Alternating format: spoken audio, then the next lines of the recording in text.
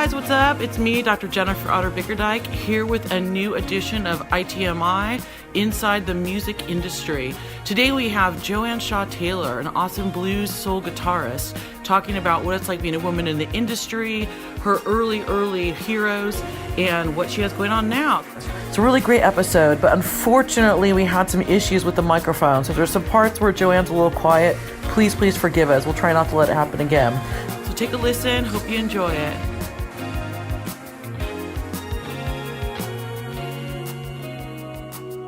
Today we're at Sony headquarters in London town, and I'm so excited to have my new bestie. Hello. Joanne Shaw Taylor. Thank you.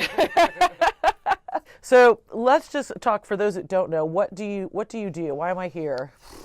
I wonder that sometimes myself. I suppose I am a blues rock guitarist / soul singer. I like to think of myself, but that Soul might singer. be a bit kind to myself. No, I love that. But yeah, musician. Do you like Joanne, Joe? I like Joe. You seem like a Joe. Joe, Joanne Joe, seems Joe. seems too formal and long for you. I mean, I have to say, I just interviewed this guy named Lee Fields, who's a soul musician, and he was saying how there are no more soul singers left. Like, do you think that's a true statement? I don't know. I mean, it depends. You know, there's probably no blues guitarists left if you get picky about it. For me, it's all about the feel. You know, I always say I'm a blues guitarist. I don't think if you listen to my albums, you'd think of me as a blues artist, but just that's where my feel came from. That's the school, you know, I kind of grew up in. And that's why I say soul singer, because, you know, all the guitarists I listened to were in their 60s, 70s, and, you know, black males, so I couldn't sound like that, so I went and listened to the females, which was predominantly soul music. I mean, if you're going to get nitty-gritty about it, you know, maybe not, but, you know, I like to think there is. No, I love that. I think what made me sad is he was saying how he defined soul music was music for the mind. And I really liked that, because I feel like there's not that much music for the mind anymore. You know what I mean? Like something kind of... I think I was probably thinking more heart and soul, you know, just not to overuse the word soul. But yeah, I mean, if you were to look at the mainstream today... then, yeah, do we have to? Yeah, exactly. We are being peddled a lot of stuff. I mean, good stuff breaks through. I just saw last night, I just came off the road, so I was catching up on Graham Norton on iPlayer. And Rag and Bone Man was on with Calvin Harris, and that guy's voice is amazing. It is. You'd never suspect it. It's like this vagabond, and suddenly it busts out, doesn't it? And it's funny when you've got like a 5-piece choir behind you, and you still manage to outshine just how good your voice is. So, you know, stuff does break through, but yeah, I get what he's saying. You know, in general, by and large, you know, it's not, you know, years ago when we used to look at a chart and see Elvis and Aretha Franklin and Frank Sinatra and God knows what else, and, you know. What was the first record that you bought? Do you remember? I think the first proper one, because the first tape I ever bought was... Tape, that's right, because you'd probably be your age. Yeah, I had a Microphone Joe thing. Oh my God, what is that? Like you can put a cassette in and then sing along. Yes. So the first tape I actually ever bought was I cycled into Solihull, my local town, and bought, what was his name? Mark Morrison, Return of the Mac. That is still a fucking tune, dude. That's a great track. Jammed out to that, and Most Beautiful Girl in the World, Prince, was the other one. First album I bought was Steve Ray Vaughan, best of. Or greatest hits, whatever you want to call it. So you were cool then from the very beginning. Special. So you kind of hit on this a little bit. Like, who did you look up to when you were growing up? One thing I've been asked a lot is like, who I looked up to, and I'm like, there really weren't women, so I just, you know, like sadly, Morrissey was who I looked up to, which is why I'm such a miserable bastard now. Yeah, my brother drilled me with a lot of Morrissey, so I went the opposite way. You're like, get thee back, Satan. Can't be doing that. Yeah, you're right though. There weren't a lot of women, and all the women that I were sort of told by the media that were great guitarists, I kind of had a different opinion of. You know, they weren't in the same class as some of the males. Can I pause you there for 1 second? Were they great for women, or were they great guitarists? They were great for women. You know, and you know, to mention a name, okay, Sheryl Crow was always put forward to me as a great guitarist, which she is, and she's a great artist. But when you're putting her in a guitar pole with, and the male equivalent is Jimi Hendrix, you're kind of going, why are these two? You wouldn't put, you know, I don't know, Jack Johnson up against B.B. King. Like, so yeah, the only one for me, which was quite a revelation, was there were two actually. It was Bonnie Raitt, who I absolutely loved. And particularly because she was more of an artist as well, you know, whole package. And then Joan Jett probably was kind of the first one, just because she was, you know, she was a rock star and she was sexy without having kind of being too over the top about it, which I liked. I was gonna say both of those are very like strong women, but like not like we're strong female vagina power. You know what I mean? Exactly, and I kind of grown up in that era. The Spice Girls had just come and gone, and it was like All Saints, and like girl pop, and it was sort of, you know, it was nice to have a female that, you know, was ripped and, you know, showed what skin and whatever she wanted to wear, but it was a lot more rock and roll, and it was for her. She wasn't doing it to attract a certain audience. So those are the two females. But yeah, I've kind of gotten off course. But yeah, I grew up with a lot of blues in the house, basically. Blues rock, classic rock. And that was kind of my jam. I mean, I got into these people years later, but when you're 13 and your brother's waking up at 10 o'clock in the morning blasting Morrissey, you kind of dude. Not again, Benjamin. I was relieved when he went through his Randy Newman phase. Is he old? Short people. Oh my God, did you say short people? Yeah. I love that. That's all he started. See, we suddenly went from Morrissey and Nick Cave to, and the Bad Seeds to short people. Got no reason. Different. I know, so yeah. I got a girlfriend. I'm 6 feet tall, so that's my jam. And, yeah. I just have to ask this, like, one thing that I've been asked a lot is, you know, who I looked up to as a woman, and did I ever think about being a woman in a male-dominated world? I have to think, like, it's only when I look back, and, like, now I notice it. Do you feel lonely ever? Same. I don't think I realised till my mid to late 20s, because I was so young when I started that was a novelty, you know, and I was always a teenage blues sensation, and so I couldn't wait to be 21 and shirk it off and sort of being taken seriously for whatever I was doing. And then I realised that I was a female, you know, sensation. Which I wouldn't say it was lonely. I think the more recent years, the more my career's developed, I found that, which was good for me, because I think I suddenly looked around one day and went, why is it that I'm a tour bus of 12 people and I'm the only female? Does it have to be this way? So I kind of changed things up, and now I have a female tour manager, female road merch, female manager, female label boss. I love that. And we're trying to make it 50-50. So it's healthy on a bus to have, you know, my personality changes when I'm around 12 men, you know, just as it does if I'm around 12 women. How do you feel it changes? I think you adapt to different situations. I think I'm more of one of the lads if it's all men.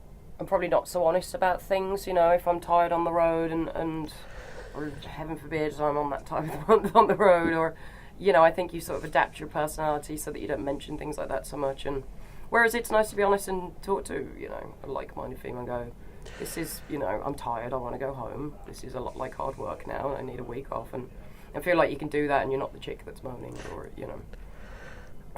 And, you know, other things, it's just more balanced. You know, it was weird. I was on a panel the other day, and one of the things that they said is the women always compliment the men. Like, that was an amazing, like, guitar, this, that, or the other. You look really nice today. They were saying how the men in their bands never compliment them, which I thought was really interesting. Yeah, it's a lot. I never really thought about that. That's good, though, particularly growing up. Well, not growing up, but, you know, I moved to America when I was about 21.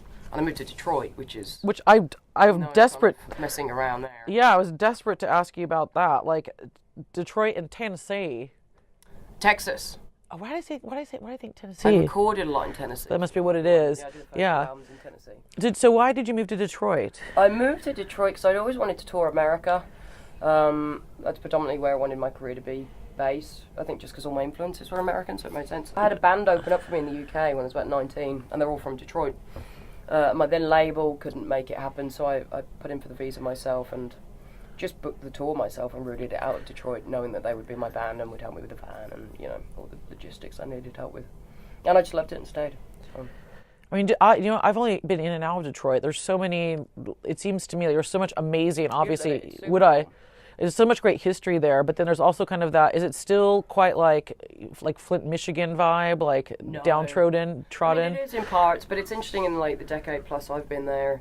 I'd have never gone downtown. If I did, it was to go to a certain dive bar and I'd take, you know, an army of male friends with me who had, you know, permits to carry.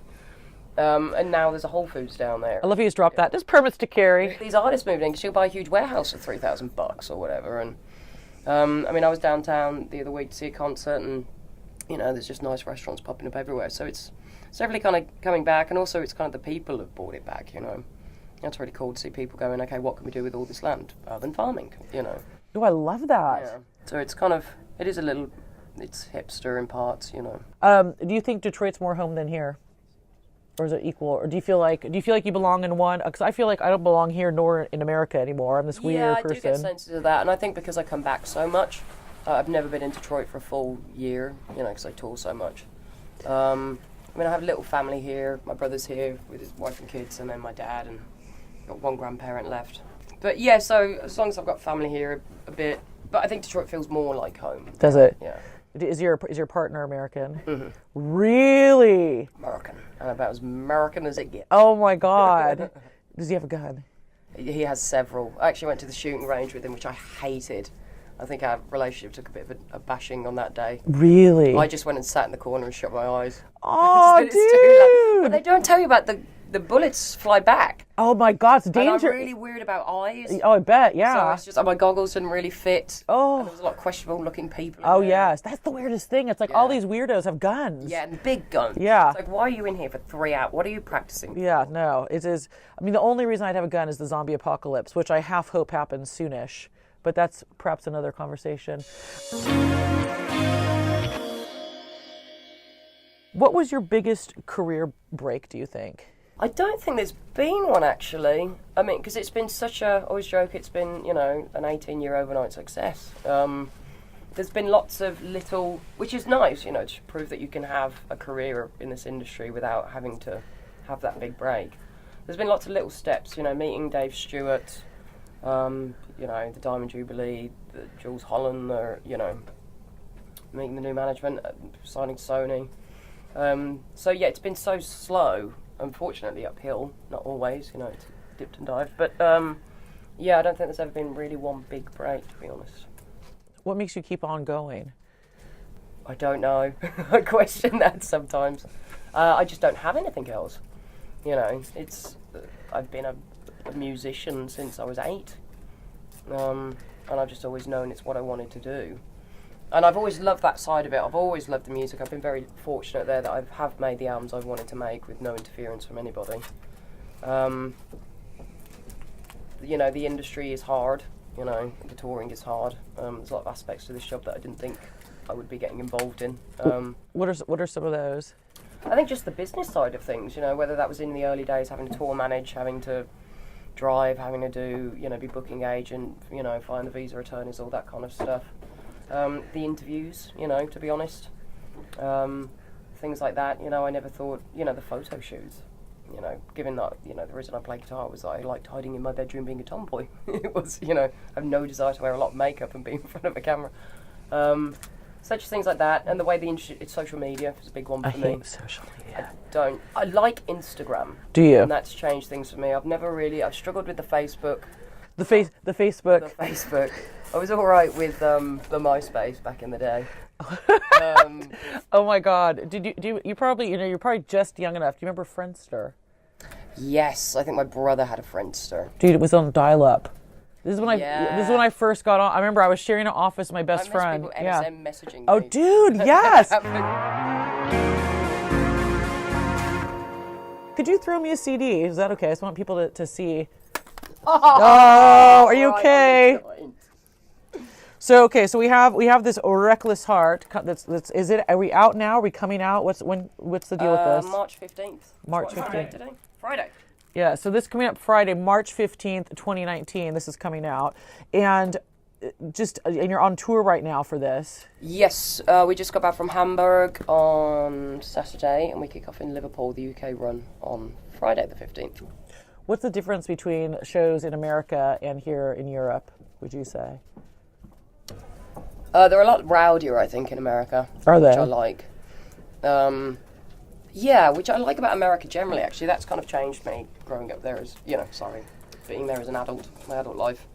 Being English, I'd have never greeted someone with a hug before if I didn't know them. That's right. I do that. I'm a hug. no, I am a pretty hug cool. greeter. Yeah. The other 2 English people in the room are like, "Yeah, you are. Yeah, you fucking attacked me when you walked in." It's yeah. It's very English, you know, they're very open, and so that's probably a big difference. Where do you prefer the food?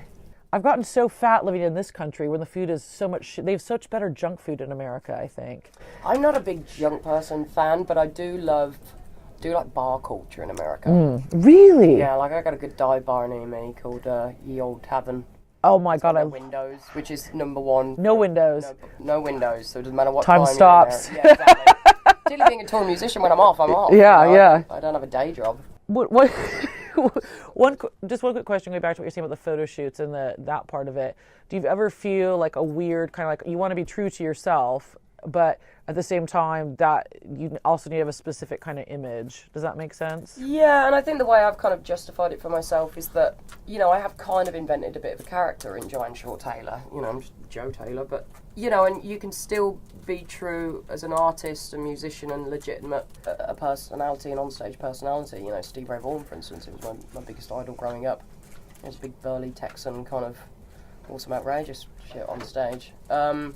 So I think I've kind of gotten into it like that. You know, B.B. King, for instance, claimed himself the king of the blues and was the king of the blues. You know, you can have that kind of character without being, you know, sort of dishonest to who you are, I suppose. Well, it's one part of who you are. You don't want to give everything away to... Yeah, maybe you relate to that as you get older as well and start having more of a balanced life outside of, you know, your career. I think you get more comfortable with it. Do you feel like you have to be a role model to other girls? I don't think I have to be. I think I would like to be. And particularly as I think I'm that generation that grew up without hardly any female guitar players.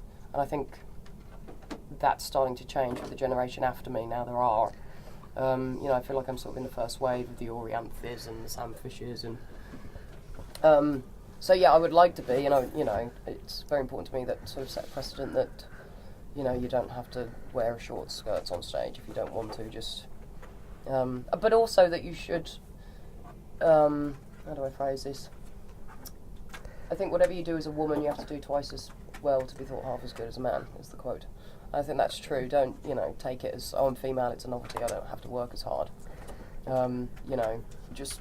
I've always gone by the notion that if you close your eyes and you think I'm a guy playing guitar and I stand up against everybody else, that's what is important, you know. Oh, I love that. What does a normal day look like for you? This. Depends. If I'm on the road, I'd wake up about midday, go for a big walk. You look like you're in really good shape for someone on the road. You don't look, you say you just came off, like you look healthy. I'm only 19. What? You're only 19. Yeah, no, I mean, I don't drink on the road. I quit smoking some years ago. Sound check, gig, and then basically sit quietly by myself for about 10 minutes going, what the hell just happened? Shower, bed, repeat. Do you ever had weird out-of-body experiences like, oh my God, this is my life? Yeah, definitely on stage. If it's a good night, there'll be a moment like that. And also if it's a really bad night, you go, oh God, this is my life. Yeah. I could have gone to university. So yeah, those do happen. Mostly good. What has surprised you the most about the realities of the business? I think firstly the fact that it is a business. You know, playing guitar and singing and writing songs takes up about 20% of my time. Social media and interviews and just logistics of being on the road and meet and greets and things like that take up most of it. Yeah, and I think also just because of that social media aspect now, probably how I'm viewed is confusing to me sometimes. It's never really what you think it is. You know, people kind of... Tell me more about, what do you mean?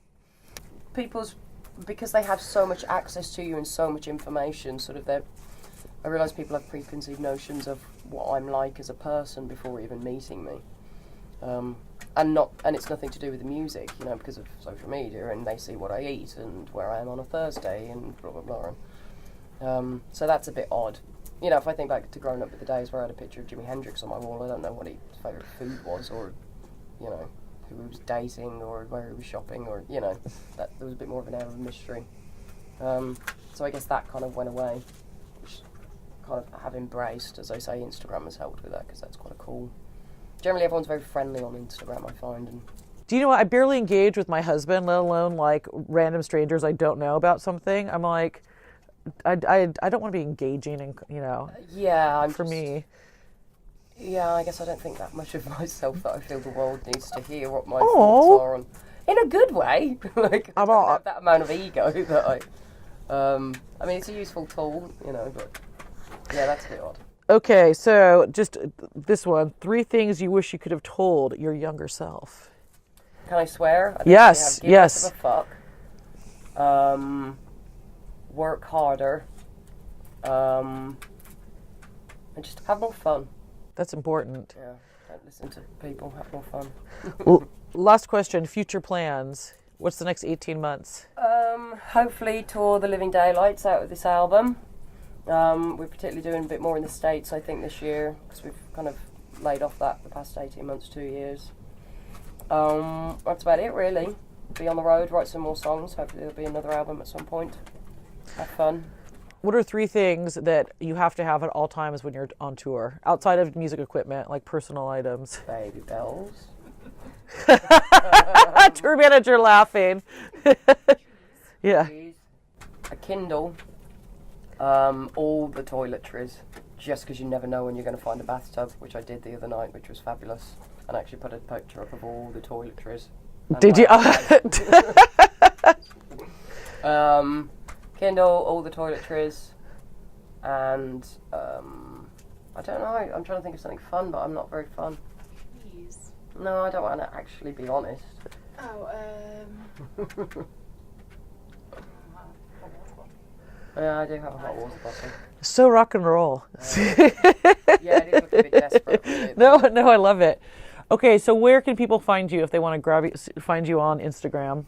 Joanne Shaw Taylor. I think that's the title for all of the Facebook, Twitters, Instagrams, MySpace, whatever. Friendster. The Friendster. Thank you so much for doing Thank this you. with us, and we'll see you guys next time on the next edition. That's it for this episode of Inside the Music Industry. Thank you so much for listening today. Please don't forget to give us a rating, give us some stars, and share. See you next time.